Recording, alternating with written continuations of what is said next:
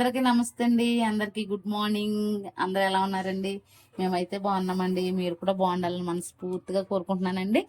ఈరోజు అయితే నేను అరటికాయ పచ్చిరొయ్యలు చేస్తున్నాను. ఎప్పుడు పచ్చిరొయ్యలు కర్రీ చేస్తున్నాను అనుకుంటున్నారా?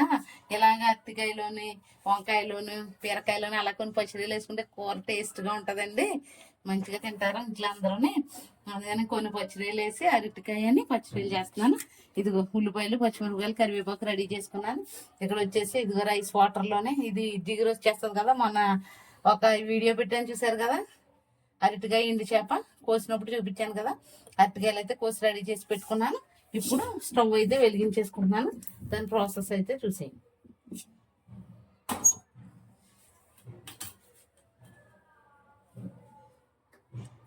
అయితే వేసేస్తున్నాను. ఆ కూరకు సంబంధించి ప్రాసెస్ అయితే రెడీ చేస్తున్నాను. ఆయిల్ అయితే వేసుకున్నాను. అన్ని రెడీ చేసుకున్నాను కదా, ఉల్లిపాయ, పచ్చిమిరపకాయ, కరివేపాకులు అన్నీ వేసాను.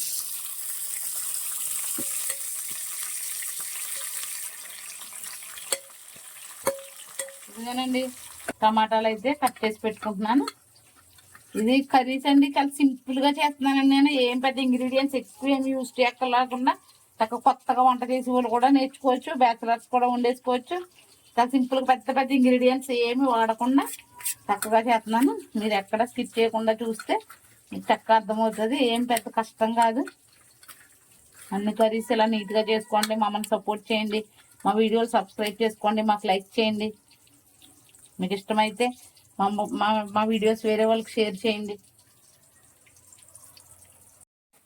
ఇదిగోనండి ఉల్లిపాయలు అయితే వేగిపోయినాయి కదా, నేను ఇప్పుడు అరటికాయలు అయితే వేసేస్తున్నాను. చూడండి, అరటికాయలు అయితే వేసేస్తున్నాను. కర్రీ కొంచెం మగ్గటానికి నేను ఉప్పు, సాల్ట్ అయితే వేసేస్తున్నాను. కొంచెం రుచికి తగ్గ సాల్ట్. నేను ఒక్కొక్క కర్రీ ఒక్కొక్క విధంగా చేస్తున్నాను. చూడండి, ఇందులో అల్లం ఎల్లిగడ్డ అసలు వేయను.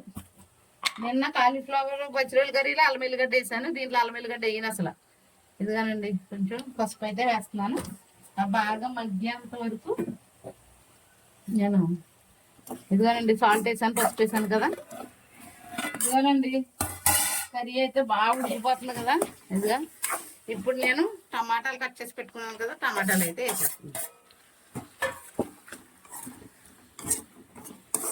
ఇదిగోనండి నేను పచ్చిరొయ్యలు అయితే ఫ్రై చేసుకుని ఫ్రిడ్జ్లో పెట్టుకుంటానని చెప్పాను కదా. ఇప్పుడు ఇదిగో పచ్చిరొయ్యలు అయితే తీసుకుంటున్నాను. చూడండి, ఇదిగోనండి కారం అయితే వేసేసుకుంటున్నాను. రుచికి తగ్గ కారం అయితే వేసుకుంటున్నాను.